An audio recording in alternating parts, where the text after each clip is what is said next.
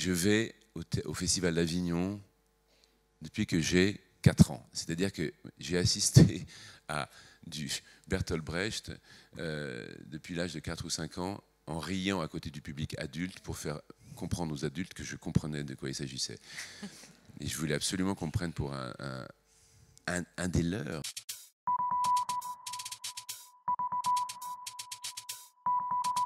Alors moi, ce matin, je suis ravie d'interviewer avec vous, puisque l'entretien va durer 40 minutes et vous pourrez lui poser des questions pendant 10 minutes. Ravie de rencontrer donc Lambert Wilson, qui a accompli un parcours exceptionnel. Lambert Wilson se peaufine avec le temps comme le bon vin, que je crois il apprécie aussi. C'est un des rares acteurs stars des années 80, souvenez-vous de Rendez-vous de Téchiné, à être toujours un merveilleux acteur présent sur les écrans comme sur les planches. Il a été l'année dernière au théâtre, non, ça s'appelle plus Comédia, ça s'appelle comment, Lambert? Théâtre Libre. Théâtre Libre. Un magnifique Alceste, bouleversant dans Le Misanthrope monté par l'allemand Peter Stein. Donc, il est aussi un chanteur. Il a été en résidence à Radio France comme récitant pour la musique l'année dernière aussi, je crois. Il est réalisateur, metteur en scène. Il a fait des tours de chant, notamment autour d'Yves Montand, mis en scène par Christian Schiaretti. Bref, Lambert Wilson, c'est une carrière d'autant plus exemplaire que c'est aussi un artiste engagé, et il y en a plus tant aujourd'hui des artistes engagés, puisqu'il a été à la manifestation pour l'environnement samedi, il a soutenu Yannick Jadot en 2017 pour les présidentielles. Bref, avoir cette conscience écologique et la professer, c'est formidable. Donc, ma première question, ça va être ça, Lambert. Comment on concilie vie d'artiste et engagement ? Merci de la question, Fabienne. D'abord, merci de m'avoir invité et bonjour à tous. Il y a certains acteurs avec qui je parle d'engagement politique qui me disent, et ce sont des gens que je respecte énormément, qui me disent non, moi je ne me mêle pas publiquement de politique, j'ai mes opinions, je les réserve pour mon bulletin de vote, mais je ne veux pas entrer dans la sphère de la discussion publique et j'ai souvent envie de suivre cet avis, parce que ce sont des gens très sages qui me donnent ce conseil, mais je le fais malgré moi, je ne peux pas m'en empêcher. Je n'aime pas l'injustice, je n'aime pas l'injustice sociale, je n'aime pas l'injustice climatique. Et voilà, je pense que c'est sinon le seul vrai avantage de la notoriété, c'est effectivement de pouvoir transmettre les préoccupations du public. On est des sortes d'antennes comme ça, nous pouvons vibrer et émettre des messages. J'ai compris par exemple en allant en Haïti avec les Nations Unies, où d'ailleurs j'ai même réalisé j'ai fait un documentaire dans une petite série où on nous donnait une carte blanche qui s'appelait Faites tourner, que la notoriété n'était jamais assez importante au niveau même mondial pour pouvoir parler des grands problèmes de la société, de l'immigration, de la pauvreté ou des problèmes liés à l'écologie. Pourquoi si peu d'artistes le font alors ? Je crois qu'il y en a quand même beaucoup qui le font. Je pense que Alors, quand on rencontre des associations, je suis frappé parce que tous me disent à chaque fois, dès qu'il y a une personnalité à haute notoriété qui s'intéresse à nous et qui nous aide, ça change tout. Alors, on est très sollicité. Moi, je suis sollicité absolument en permanence pour des causes très différentes et j'essaie de ne pas trop m'éparpiller simplement parce que sinon j'ai peur de lasser le public qui va dire oui, il s'intéresse à tout, mais finalement il est engagé dans rien. Je pense quand même que beaucoup d'artistes s'engagent. J'ai l'impression que les grandes associations et même les petites ont à chaque fois un parrain ou une marraine quand même. D'où vous est venue cette conscience ? Est-ce le fait d'avoir été élevé à la campagne ? Parce que vous avez grandi à la campagne. Oui, j'ai eu cette chance-là parce qu'en fait, mon père, George Wilson, qui a été directeur du TNP qui a été l'assistant de Jean Vilar et qui a été ensuite directeur du Théâtre National Populaire au Palais de Chaillot, nous faisait changer sans arrêt de lieu d'habitation, passer de Paris à la campagne. Mais j'ai quand même passé plus d'années... Pourquoi ? Oh, c'était des... Il avait une sorte de besoin de se réveiller à la campagne. C'est vrai. Alors donc il nous a imposé simplement d'aller à la campagne. Moi j'ai quitté, j'étais un petit Parisien très heureux, très snob, j'allais à l'école alsacienne, tout allait très très bien pour moi. Il a fallu que je parte dans un CES de campagne à Limours en Urepoix. C'était un peu égoïste. Ah, c'était radical. Ma carrière dans les mathématiques s'est arrêtée là. Ça s'est terminé exactement à ce moment-là. Mais j'ai eu la chance, en revanche, d'être élevé, disons, de l'âge de 11 ans jusqu'au bac dans la forêt de Rambouillet. Et j'ai observé en quelques années à quel point les éléments de la nature qui étaient autour de moi s'abîmaient. On avait une petite rivière, il y avait des poissons et... en 4-5 ans après notre arrivée, il n'y en avait plus. Enfin, on était peut-être responsable, d'ailleurs, c'était peut-être à cause de nous qu'il n'y en avait plus. Non, c'était la faculté d'observation. J'allais à l'école, on avait 10 km qui nous séparaient du lycée, j'y allais soit en vélo, soit en Solex, et je regardais les fleurs pousser. Je me suis beaucoup intéressé à la botanique, d'ailleurs, et j'ai vu comment cette nature... assez protégée au début des années 70, s'est abîmée très rapidement, comment la zone de Rambouillet a été transformée en un énorme mall commercial, et comment le béton a remplacé la forêt ou l'herbe. Et je viens aussi d'une famille qui était très respectueuse de l'environnement naturellement. Mon père, dans les années 50, allait avec des amis dans le Midi, dans le Var. Tout ça était très sauvage. Et on a observé beaucoup la nature, et puis on a observé comment cette nature s'abîmait, et c'était un discours qu'on entendait dans la famille. C'est toujours une question d'éducation et de discours familial. Et puis, j'ai vécu à 14 ans, 14 ans, le premier choc pétrolier. Ça veut dire que on ne se posait pas des questions d'ordre écologique, mais on s'est simplement dit, tiens, il n'y a plus de pétrole pour tout le monde, il va falloir être un peu malin. Et j'ai commencé à rêver à la notion d'autarcie. Donc j'ai commencé à avoir un fantasme d'une vie dans une ferme, de dépendre uniquement de nos propres ressources, etc. Et puis après, j'ai été rattrapé par la vie professionnelle et je suis revenu beaucoup plus tard, vers 30 et quelques années. J'ai voulu rejoindre l'équipe de Greenpeace et j'ai continué avec eux. Alors, vous avez vous-même évoqué votre père, ce que je n'avais pas fait, parce que je trouve que maintenant, vous êtes un comédien dont on n'a pas besoin de dire que le père a été J'aime bien en parler en même temps. un si grand artiste, et c'est vrai que ça a été un comédien magnifique.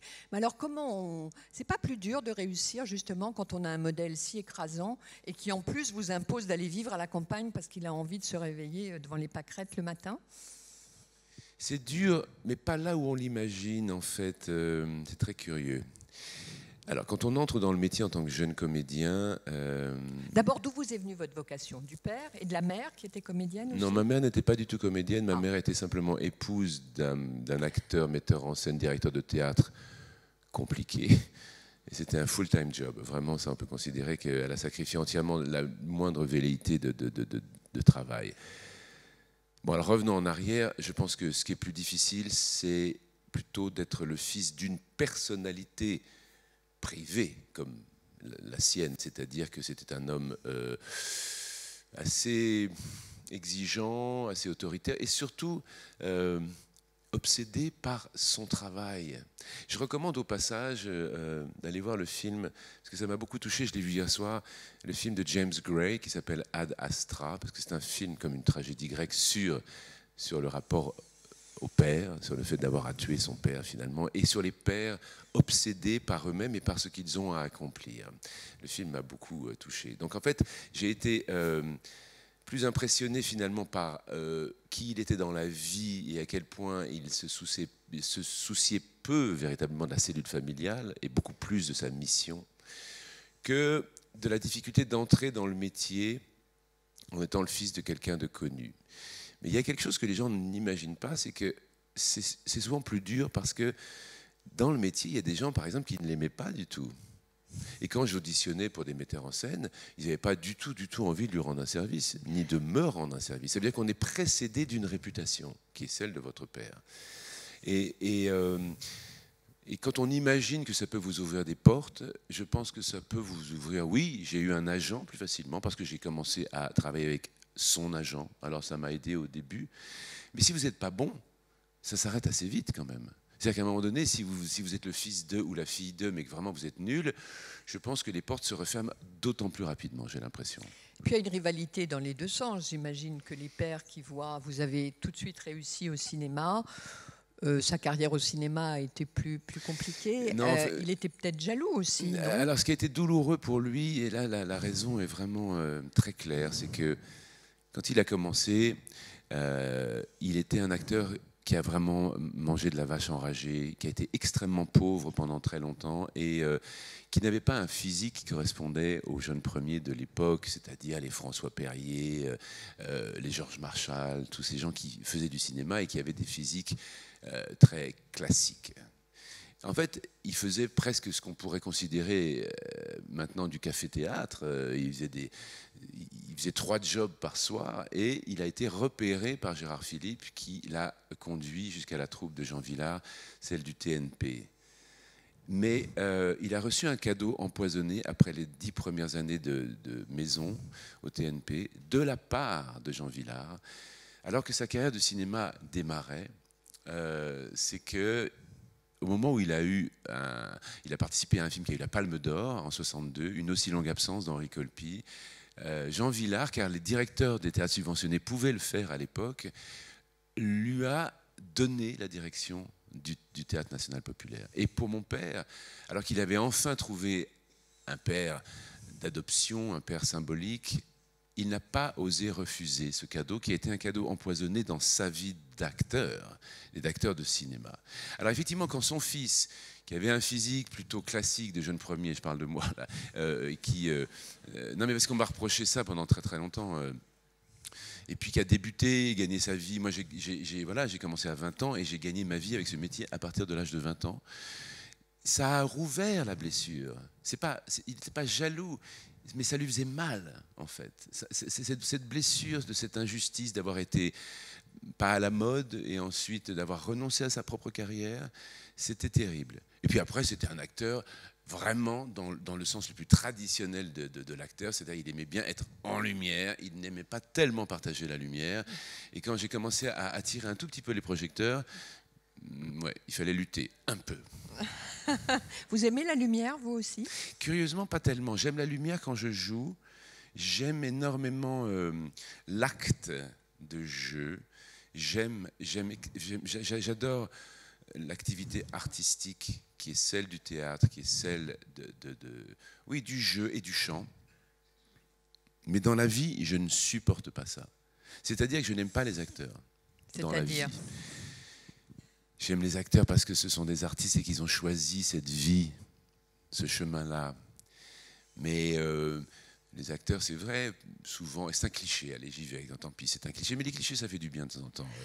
C'est vrai qu'ils aiment bien être le centre d'attention, ils aiment bien parler d'eux-mêmes, ils sont devenus, alors qu'ils n'étaient peut-être pas au départ, ils sont devenus égocentriques par la force des choses, parce qu'il faut s'occuper beaucoup de soi-même pour survivre. Je pense que les gens qui continuent une carrière d'acteur au fil des ans, des modes, ce sont des gens qui ont été obligés d'être des tueurs d'une certaine façon. Vous donc, puisque oui, vous continuez. aussi, on est obligé parfois, parce qu'on sent qu'il y a un virage important dans sa propre vie, de dire non à des amis, de dire non à des projets qui sont moins importants. Et on est un tueur au moment où on dit je ne vais pas rester avec vous parce que j'ai ici, en 81, fait mes débuts, enfin c'était pas exactement les tout débuts, mais puisque j'ai fait mes débuts en 78 avec Luciane Pintillier dans les derniers de Gorky au Théâtre de la Ville. Mais j'ai joué avec Jean-Louis Barrault sous sa direction un spectacle ici qui s'appelait L'amour de l'amour, où j'étais en petit slip de plume, les fesses à l'air, je tiens à le préciser quand même, et je jouais Cupidon avec Annie Dupéret qui jouait Vénus dans une énorme coquille Saint-Jacques, et Cyrielle Claire qui jouait Psyché. Et cette même année-là, le grand metteur en scène de cinéma Fred Zinman m'a proposé de jouer un des 3 rôles principaux en face de Sean Connery dans un film très peu connu d'ailleurs qui s'appelle 5 jours ce printemps-là, magnifique film. Et il a fallu que j'abandonne la reprise de cet amour de l'amour qui avait bien marché ici pour l'inauguration de la salle d'ailleurs, et sur ce plateau. Et je me souviens très très bien d'une conversation à côté entre Jean-Louis Barrault et Madeleine Renaud et moi, et Jean-Louis Barrault et Madeleine me disant ah d'accord, tu veux faire du cinéma, ah donc tu nous abandonnes, ah donc tu abandonnes le théâtre. C'est le premier meurtre. Ça commence là, parce qu'on sent qu'il y a autre chose qui vous appelle. Ce n'est que ça. Alors, si vous n'aimez pas la lumière, comme vous l'avez dit, pourquoi vous faites du théâtre? Qu'est-ce qui décide d'une vocation d'acteur? Vous auriez pu être chanteur, vous êtes très doué pour le chant, vous prenez toujours des leçons de chant. Pourquoi acteur? Je vais vous dire, en fait, il y a un personnage qui a compté beaucoup dans ma vie, je pense presque plus que mon père. Alors, bien entendu, je vais au Festival d'Avignon depuis que j'ai 4 ans. C'est-à-dire que j'ai assisté à du Bertolt Brecht depuis l'âge de 4 ou 5 ans, en riant à côté du public adulte pour faire comprendre aux adultes que je comprenais de quoi il s'agissait. Et je voulais absolument qu'on me prenne pour un des leurs, enfin, je veux dire, un des membres du public. Donc j'ai été baigné dans tout ça, mais je ne savais pas ce que c'était qu'un acteur. Je ne comprenais pas vraiment ce que ça voulait dire. Finalement, c'était trop proche de moi. C'était des gens tout à fait présents. On allait dans les coulisses avec ma mère, on allait voir, et on allait voir des pièces très compliquées, interminables, mais moi, ça m'intéressait. J'aimais les costumes, Voilà, c'était très organique, et c'est pour ça que j'ai voulu faire ça.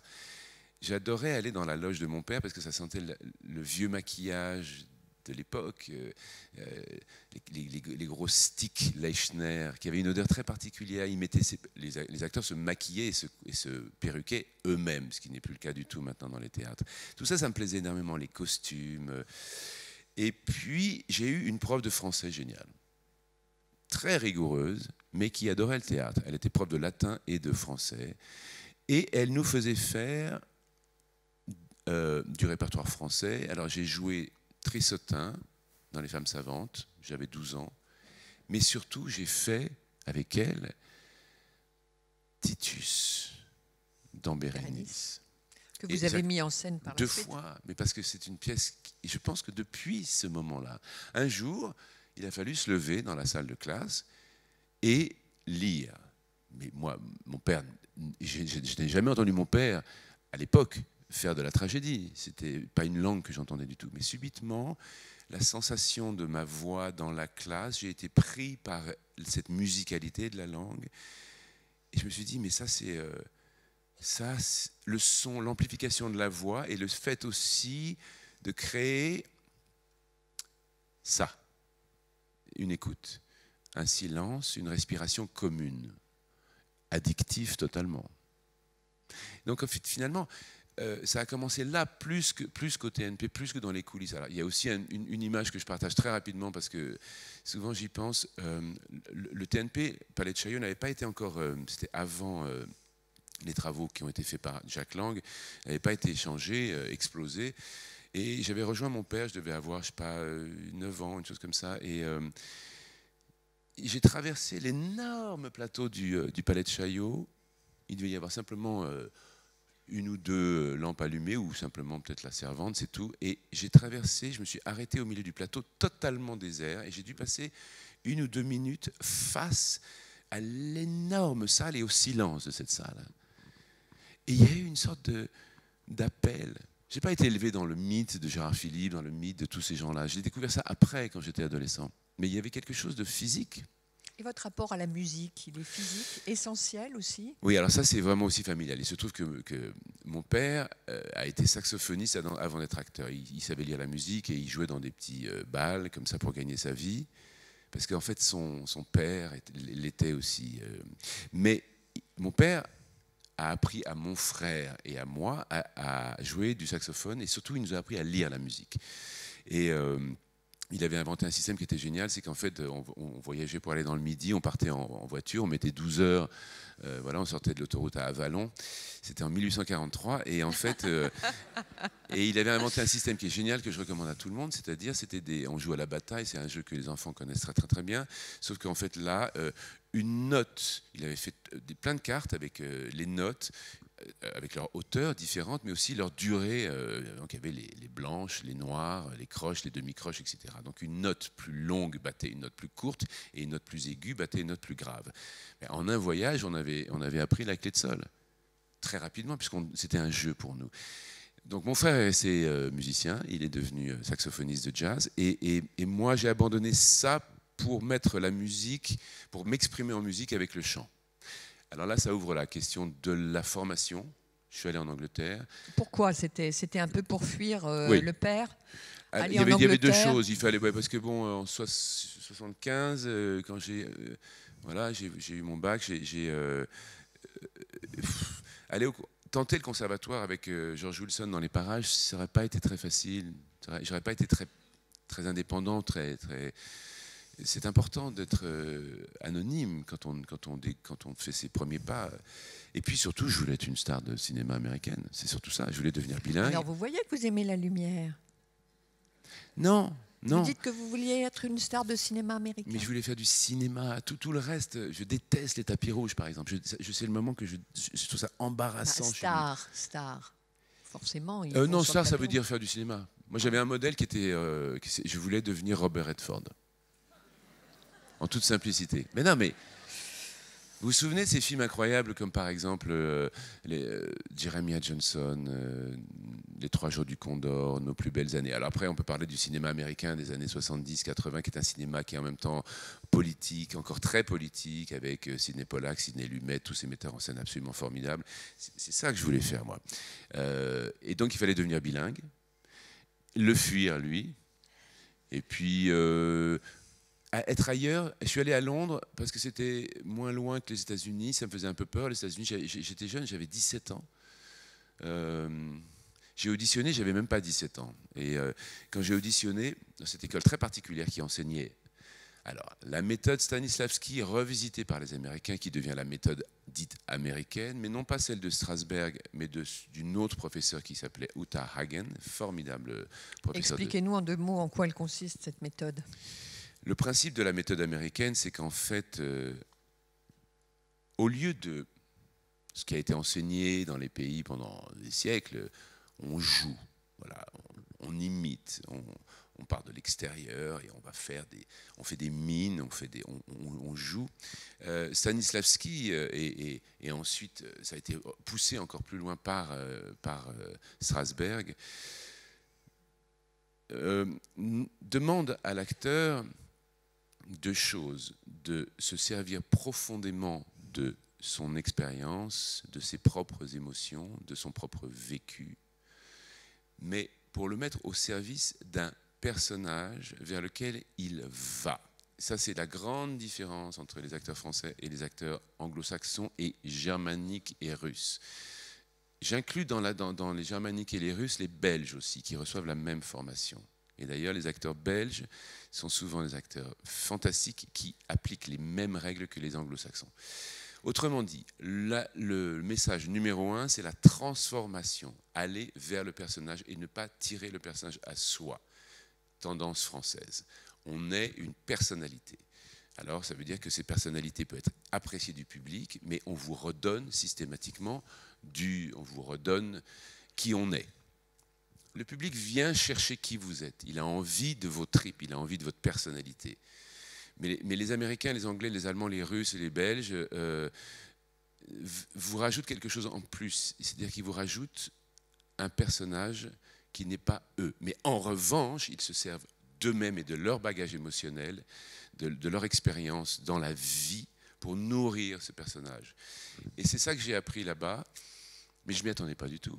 Alors quand j'ai auditionné le premier jour, le jour de l'audition, ils m'ont tellement fait peur, parce qu'ils me demandaient des exercices tellement étonnants, que j'ai décidé le jour même de renoncer absolument à aller en Angleterre. Et puis je partais, j'annulais tout. Et puis j'ai reçu la lettre d'acceptation le lendemain. Et voilà, j'ai fait 3 ans là-bas. Lambert Wilson, on évoquait tous les moments phares de votre carrière, notamment le début des années 80, mais vous avez eu aussi des bides retentissants au cinéma. J'en ai plus que des succès, ça c'est sûr. Comment on s'en relève de ça, notamment avec Zulawski, avec Peter Greenaway, avec Saora, qui sont des grands cinéastes, mais dont les films n'ont pas trouvé un accueil public. En fait, j'étais très... Comment on survit à tout ça? Bon, moi, je ne me pose pas trop la question.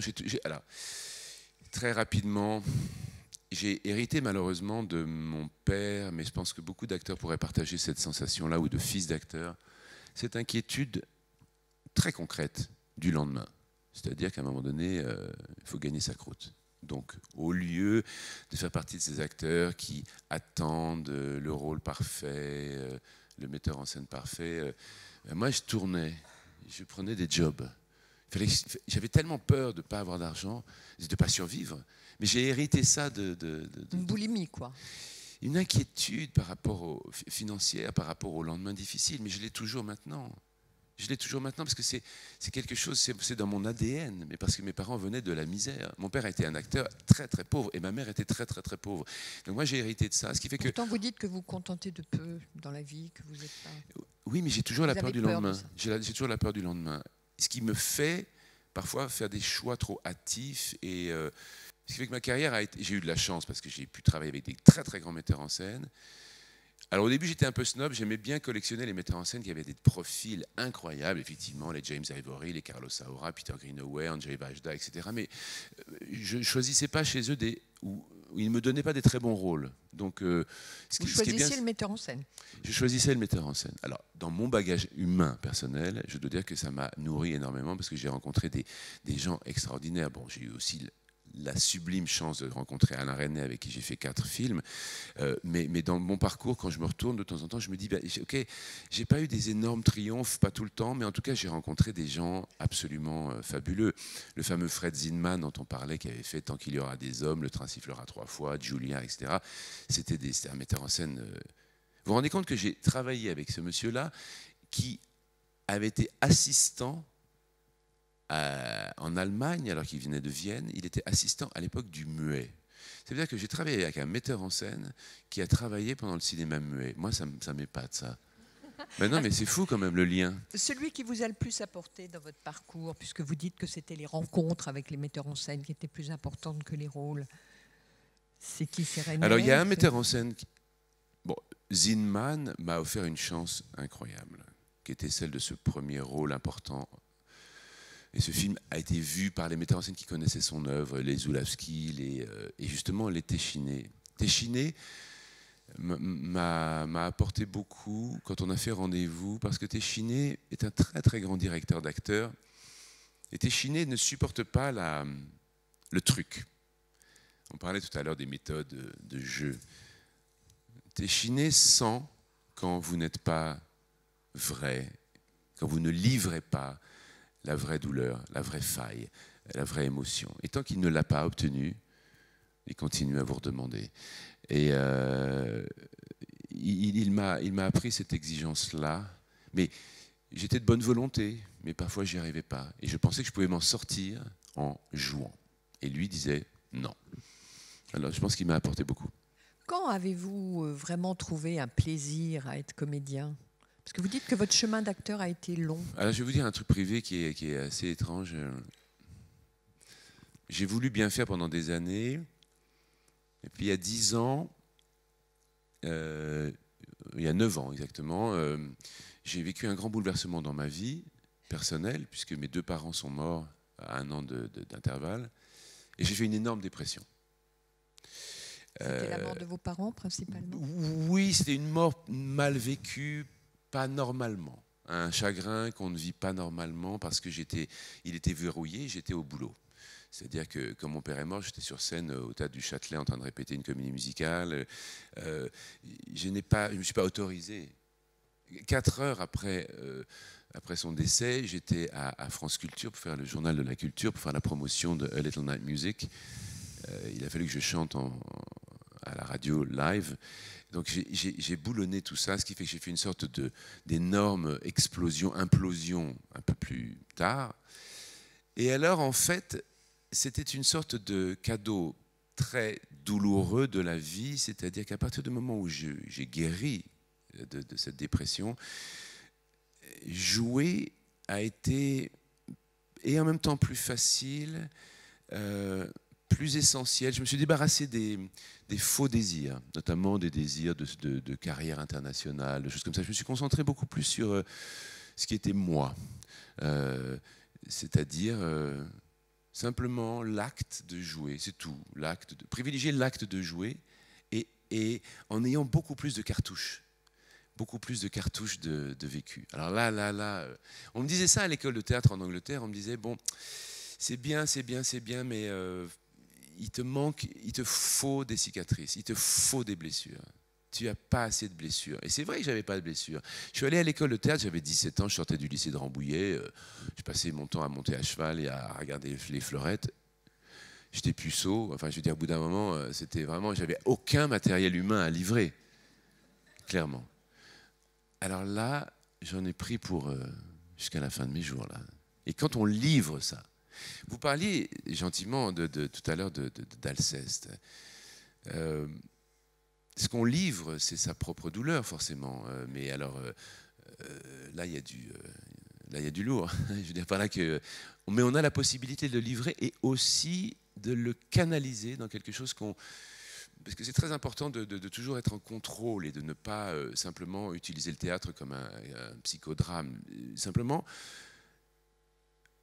l'avantage de vieillir, et c'est un très grand avantage pour les acteurs et les metteurs en scène, c'est qu'en fait, quand vous lisez une situation, quand vous lisez une pièce, humainement, vous la comprenez parce que vous l'avez d'une certaine façon vécue. Quand j'étais jeune comédien, je ne comprenais rien. Aux scènes. Je ne comprenais rien aux scènes. Alors il y avait un truc qui était compliqué, c'est par exemple dans la méthode américaine, on vous dit toujours, ok, quel est votre objectif dans la pièce? Quel est votre super objectif dans la vie? Quel est le super objectif de votre caractère, de votre personnage? Quelle est votre action dans la scène? Et je ne pouvais répondre à aucune de ces questions. Je ne comprenais jamais rien. Mais je ne comprenais pas parce que je ne comprenais pas les situations humaines. Tout simplement. Qu'est-ce qu'il avait, ce père, pour vous, entêtant? Il ne vous aimait pas assez, peut-être? Non, c'est parce qu'en fait, je crois que si vous allez voir le film que je vous recommande, là, le film Ad Astra, à un moment donné, il est dit, on hérite des péchés de son père, mais je pense qu'on hérite aussi des douleurs de son père. Et en fait, je crois que... j'avais une sorte j'ai une nature compassionnelle et ce qui était compliqué, c'est que plutôt que de ne pas m'en occuper et de faire mon petit bout de chemin, ce que j'ai quand même réussi à faire, je voulais le rendre heureux. Je voulais guérir son problème. Je voulais qu'il...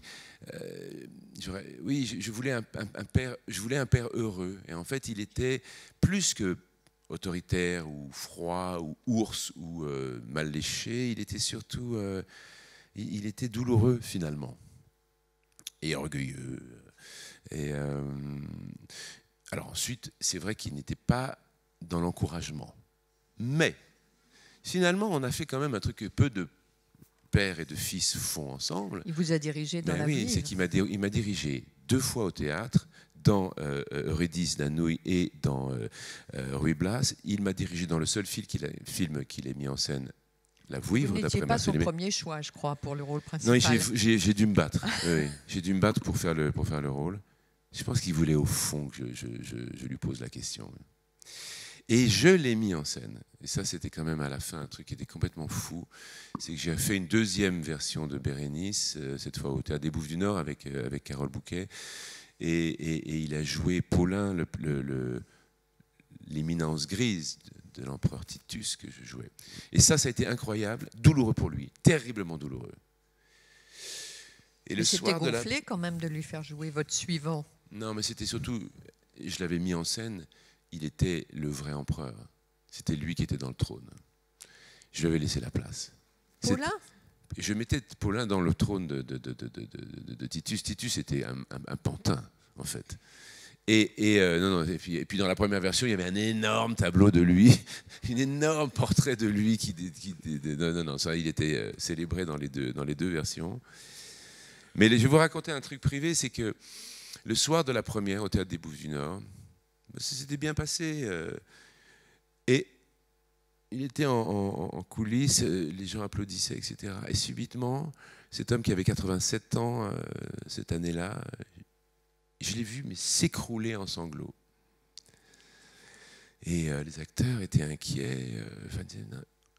Bon, on l'a repoussé en scène, comme ça, il est venu saluer, il a été acclamé vraiment, parce que je l'ai mis devant. Les gens vraiment l'ont acclamé, lui. Et après, les gens m'ont dit, mais oui, il était bouleversé, parce que d'être avec toi, bouleversé, d'être du succès, etc. J'ai dit, non, il n'est pas bouleversé du tout pour ça. Il est bouleversé parce que ça lui échappe. Il est bouleversé parce que c'est pas lui le patron. Il est bouleversé parce qu'il ne peut plus, parce que ça s'arrête. C'est ça qui est terrible dans la vie des acteurs, c'est qu'un acteur, il est acteur dans ses cellules, dans son ADN, jusqu'à la dernière seconde. Et qu'en fait, il pleurait sur cette impossibilité. À un moment donné, le corps, qui est votre allié, alors le corps chez les acteurs, c'est fondamental. On n'est que ça. On est un esprit, mais on est un esprit qui s'exprime, un esprit avec lequel on dessine par le corps. Là, ses forces le fuyaient et il s'apitoyait sur son propre sort et c'était des larmes très amères.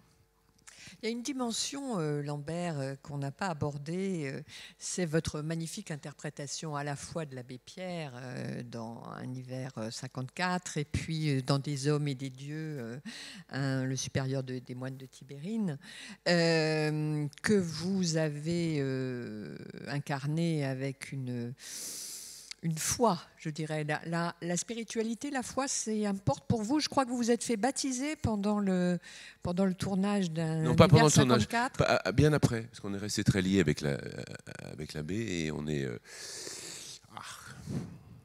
je crois que c'est moi qui lui ai demandé. Parce que mon frère avait été baptisé et pas moi, et ça m'énervait. Non, mes parents, imaginez-vous, ils n'ont jamais réussi à réunir mon parrain et ma marraine. Quelle excuse! C'était qui votre parrain et votre marraine? C'était un auteur peu importe. Ils étaient un peu occupés, c'est vrai. Enfin, bon. Non, je voulais un rite de passage avec l'abbé. Je n'ai pas embrassé la foi catholique absolument. D'ailleurs, il ne m'a pas fait faire le catéchisme. Ce qui est génial, c'est qu'il m'a dit non, c'est bon, t'es prêt, c'est pas grave, on saute. Donc voilà, c'était génial, ça a été fait dans la chapelle de la maison de retraite des compagnons d'Emmaüs. C'était génial, il y avait, les témoins étaient des vieux compagnons de l'abbé Pierre. C'était un moment extraordinaire de ma vie. Je n'ai pas... Voilà, moi j'ai un problème, je pense que je suis en permanence dans une église, mais n'importe où, je n'ai pas besoin d'aller dans les églises, parce que je suis un homme de foi, c'est vrai, mais je ne suis pas un homme de religion. Les religions m'inquiètent. C'est quoi un homme de foi? Ça veut dire qu'en fait, je vois un souffle divin partout, mais dans les brins d'herbe, dans tout le temps. Voilà, pour moi, je vis dans le divin en permanence. Parce que je vis dans la nature, parce que j'observe l'univers. Il y a une incarnation chrétienne quand même ou pas? Oh non, elle est déiste plus que chrétienne, je crois. Mais je suis passé par là, par la chrétienté, mais je la trouvais étriquée d'une certaine façon. J'aime pas les offices. Ça manque de peps, moi je trouve. Ça manque de. Non, mais par exemple, vous voyez comment ça s'appelle dans les vous savez quand on serre la main là, à la fin, là. Non, mais oui, un autre nom là, il y a un autre nom. Ah non, mais moi j'ai envie que les gens se prennent. Mais je voudrais refaire la mise en scène de ça, c'est pas possible. Non, mais qu'on se prenne vraiment tous la main, puis que ça il se passe un truc. Donnez l'exemple, faites-le. Non, mais c'est pas possible. À chaque fois, la paix du Christ, la paix du Christ. On dit, mais non, mais je veux dire, mais c'est hypocrite. Allons-y, quoi. Chantons, je sais pas, faisons un truc fervent. Je ne supporte pas ça. À chaque fois, je sors en colère même. Mais ça vous importe quand même la spiritualité? Ah oui, totalement. Oui. Mais simplement, j'ai pas besoin d'un. Je me méfie des religions. J'ai appris à me méfier des religions. J'en ai pas besoin, surtout. J'en ai pas besoin. Je les observe, je les découvre, je lis, je m'enseigne. J'aime bien la vie non pas des saints, mais des gens qui ont vécu une révélation. Ça, j'aime bien. Le côté Saint François, par exemple. Saint François d'Assise, ça, j'adore ça. Les gens subitement, il se passe un truc qui leur tombe dessus. Ça, je suis un peu à la recherche de ça. Ce sont des personnages que j'aime énormément. Vous avez besoin de quoi? Vous dites, je n'ai pas besoin, mais de quoi vous avez besoin? J'ai pas besoin qu'on me dise ce qu'il faut faire. Non, mais de quoi vous avez besoin? J'ai besoin de... Mais j'ai ce dont j'ai besoin. Je ne dis pas là que la beauté, je la vois. J'ai vécu une crise très brève, épouvantable, parce que j'ai cru que tout s'arrêtait, qu'il y avait vraiment, vraiment rien. Et je ne parle pas en termes de vision chrétienne, ni musulmane, ni autre. J'ai perdu mon amie Marie Trintignant à Vilnius et je tournais avec elle. Dans Colette. Dans Colette, et c'était le dernier acteur avec qui elle a tourné. Bon, j'ai vécu tout ce truc-là qui était terrible. Et je me souviens d'avoir vécu une crise de foi, vraiment, parce que je me suis précipité dans une église où il y avait une vierge miraculeuse à Vilnius, etc. Et j'ai fait un échange, j'ai proposé un échange. Je dis, voilà, c'est une mère de 4 enfants, moi j'irai, je ne suis pas père de famille, mais prenez-moi, sauvez-la. Et, bien entendu, il ne s'est rien passé. Et pendant quelques jours ou quelques heures, je me suis dit, il y a vraiment, il n'y a rien, c'est juste un désir que j'ai, une peur que ça soit le néant, etc. Bon. Et puis, je l'ai accompagnée à l'hôpital, on a passé des nuits, etc., à la surveiller. Et à l'aube, un matin, à l'hôpital de Vilnius, j'ai vu la lumière du soleil sur les pins au loin. L'hôpital était sinistre et il est épouvantable, cet hôpital de Vilnius. Et j'ai vu simplement la lumière sur les bois, la lumière du soleil, et c'est revenu. Voilà. Donc moi, j'ai pas besoin J'étais venu avec une Bible pour lui raconter des trucs parce qu'elle était dans le coma, et puis j'ai regardé, je dis, excuse-moi, ça va t'emmerder, mais j'ai pris ça, je sais pas quoi est-ce que je vais te lire. Alors du coup, j'ai passé la nuit à chanter. Je lui ai chanté tout ce que je connaissais. Je me suis pas servi de la Bible, j'ai mis en revanche. Ma crise s'est arrêtée à partir du moment où j'ai vu la lumière sur les pins. Merci Lambert Wilson. Est-ce que vous avez des questions à poser à Lambert? Parce que l'heure tourne. Monsieur Jean-Michel Ribes, qui est parmi nous. Bonjour. Salut Lambert, merci d'être là. Merci à toi. Non, merci. Tu es quelqu'un que j'aime beaucoup et donc j'admire, j'aime bien ton discours. Mais il y a une question qui me préoccupe dans ce que tu as dit. Oui. C'est l'histoire de la cicatrice qu'il faut avoir dans ton collège ou dans ton école anglaise qu'on te demandait pour jouer. Je pense que c'est une possibilité. Je pense qu'il y en a beaucoup d'autres.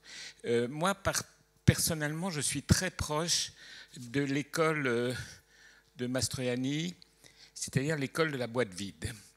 Je me souviens d'un acteur que je ne nommerai pas, qui avait parcouru à 2 heures du matin, engoncé dans un imperméable, tout le tour du jardin du Luxembourg, avec un couteau dans la poche, parce qu'il allait jouer un type qui, à 2 heures du matin, au jardin du Luxembourg, allait assassiner d'un coup de couteau quelqu'un pour le ressentir. La boîte vide, je trouve que c'est quelque chose de magnifique. C'est quoi la boîte vide ? Mastroianni me disait, je ne lis pas le scénario de Fellini, j'ai besoin d'un type qui me fait des pâtes pendant le tournage à côté de moi, c'est toujours un homme qui aime une femme, et je réponds sans penser. Et à ce moment-là se produit quelque chose que je trouve magnifique, c'est l'intervention du spectateur, comme le disait Duchamp, l'œuvre est faite par celui qui la regarde. Et j'ai l'impression que là, il y a une capacité d'interprétation très ouverte, quand on est un grand acteur, ce que tu es, mais on n'a pas besoin d'être crucifié pour jouer le Christ. Ça, je ne crois pas. Je crois qu'il y a une possibilité de dire les choses aussi sans les ressentir et ça ouvre. Je ne sais pas si je m'explique, mais c'est une autre école. En fait, je ne justifie pas particulièrement la méthode américaine et je trouve que c'est une réduction, excuse-moi, un tout petit peu simpliste de ce qu'est la méthode américaine parce que il ne s'agit pas comme c'est la fameuse histoire entre Laurence Olivier et Dustin Hoffman pendant Marathon Man, où Dustin Hoffman courait pendant des heures pour arriver, souffler, etc. Et qui demandait à Laurence Olivier, mais vous, comment vous faites? Et Laurence Olivier disait, ben, moi je joue, c'est tout. Bien entendu, mais à chacun son parcours. Non mais d'accord, mais je suis tout à fait d'accord avec toi, et je respecte ton parcours et tu l'illustres magnifiquement. Mais j'aimerais être aussi léger que l'a été un Marcello. J'envie les gens qui ont cette légèreté-là. Non mais c'est pas une histoire de légèreté, c'est une histoire que tu as un charme naturel, tu as un être naturel, tu dégages quelque chose et tu peux porter n'importe quoi, ça passera. C'est ça que je veux dire. C'est-à-dire qu'il y a des acteurs, tu en fais partie et ta réflexion, l'homme de foi que tu es, est très bouleversant et nourrit sûrement ton parcours. Je veux dire, tu as la possibilité aussi de dire bonjour à une dame sans rien d'autre et qu'elle tombe amoureuse de toi. Je veux dire qu'il y a quelque chose là. Tu vois, regarde. C'est pas votre cas, Jean-Michel? Comment? C'est pas votre cas? Si, c'est pour ça que j'en parle. Mais vous le savez bien, vous, puisque vous ne me lâchez pas. Non, mais voilà, c'est juste ce que je voulais dire. C'est un compliment que je te fais. C'est pas du tout remettre en cause ton parcours qui est magnifique et que tu réussis en t'appuyant sur ça. Mais quand tu as dit, on m'a dit à l'école en Angleterre qu'il faut avoir des cicatrices pour jouer, ça, je dois dire que tu peux ne pas avoir de cicatrices et tu seras aussi bon quand même. 2 questions courtes, parce que le temps tourne. Mademoiselle et madame, je suis désolée, on a été longs tous. Moi, la première. Mademoiselle. Allô? Oui, bonjour. Alors en fait, moi je me demandais, du coup, suite à la question précédente, comment est-ce que vous faites, du coup, pour travailler un rôle? Que ce soit par rapport au texte, la mise en scène, est-ce que vous répétez seul ou avec quelqu'un? Alors, en fait, ça dépend. On va faire très vite là. D'abord, comment est-ce qu'on choisit un rôle? C'est ça aussi. Si on a la possibilité d'avoir le choix, c'est génial, parce que sinon, c'est une question de survie. On prend le job, c'est tout. Quand on peut choisir, pourquoi on le choisit? Et généralement, c'est parce qu'on est connecté par un fil. On se dit, ce fil-là, je l'ai en moi. Il est tout petit, mais ça, je saurais le faire parce que j'ai une partie. On est tout à la fois. Mais il y a certains rôles que je ne peux pas jouer du tout. Je ne peux même pas commencer à les imaginer. Ensuite, je pense qu'entre le temps de la proposition et le moment où vous commencez à répéter, où vous commencez à tourner, je pense qu'il y a une sorte de... voilà, on tombe enceinte, d'une certaine façon, enceinte du rôle. Alors on se nourrit activement, hein, on lit autour, etc. Mais il y a un travail inconscient qui fait qu'on arrive, le premier jour de répétition, avec déjà une sorte de préparation. Après, la partie technique, la mémorisation, ça a été difficile par exemple sur le Misanthrope. Là, je travaille avec des répétiteurs uniquement pour la mémoire, les 780 vers du Misanthrope, ça c'était difficile. Il y a certains acteurs qui travaillent avec des coachs, moi non, parce que l'école où je suis allé m'a donné une méthode de travail. Donc je fais partie des acteurs qui sont généralement plutôt efficaces pour les metteurs en scène, parce que le principe, c'est que les metteurs en scène n'ont pas le temps d'être professeurs de comédie. Ils le sont par urgence, parfois parce qu'il faut résoudre un problème. Donc on est là pour savoir travailler et être à la disposition du metteur en scène, en ayant fait le travail en amont. Et ensuite, ben voilà, c'est tout. Je pense que on se nourrit. Non, en revanche, mon travail permanent, c'est à pied, dans la rue, en vélib, quand je me promène, etc. On est des pompes permanentes. Moi, j'adore, je regarde tout le monde, je vois comment ils sont habillés, comment les gens marchent, s'ils ont mal aux pieds, pourquoi ils ont choisi ces chaussettes, pourquoi madame a un t-shirt rose, qu'est-ce qu'elle a mis avec son t-shirt rose, un pull qui est tricoté, pourquoi est-ce qu'il est tricoté, est-ce que c'est elle qui l'a fait, elle a des lunettes qui sont rouges, ses cheveux ont été... voilà, tout le temps. On est en analyse permanente et je peux vous garantir que je ne m'ennuie pas du tout. Dernière question, madame. En dehors de vos casquettes professionnelles, est-ce que vous avez assez de temps pour vous? Et qu'est-ce que vous aimez faire dans la vie en dehors du professionnel? J'aime jardiner, j'aime la nature, j'aime mettre les pieds dans la terre. J'aime voyager. Mais en train, j'espère. Oui, justement, la question se pose. Non, mais vraiment, ça va être difficile. Il va falloir prendre les bateaux, ça pollue, les trains. Tout est compliqué maintenant. Tout est compliqué. Donc, en fait, surtout ça. Mais j'ai une passion pour la musique qui dépasse celle même de mes activités musicales. C'est que j'adore aller au concert, j'adore aller à l'opéra, j'aime beaucoup les musiciens. J'ai des copains musiciens que j'adore, des musiciens classiques et des musiciens de jazz. Là, je prépare un énorme concert sur... Voilà, je fais un peu de promo. Je peux faire un peu de promo? À la fin de l'année, on fait toute une série de concerts dans plusieurs villes de France et en mars à la Philharmonie autour de Kurt Weill. Kurt Weill, mais avec un orchestre symphonique. Et ça demande du boulot, hein, il faut préparer ça. Mais ça dépasse le travail. C'est une vraie passion. Donc ça va être arrangé et dirigé par Bruno Fontaine, avec qui j'ai fait plusieurs spectacles musicaux. Kurt Weill allemand, Kurt Weill français et Kurt Weill américain. Donc c'est une grande soirée symphonique autour de Kurt Weill. Eh bien, merci Lambert, nous sommes obligés de vous quitter. Merci de votre attention. Merci à vous, merci beaucoup.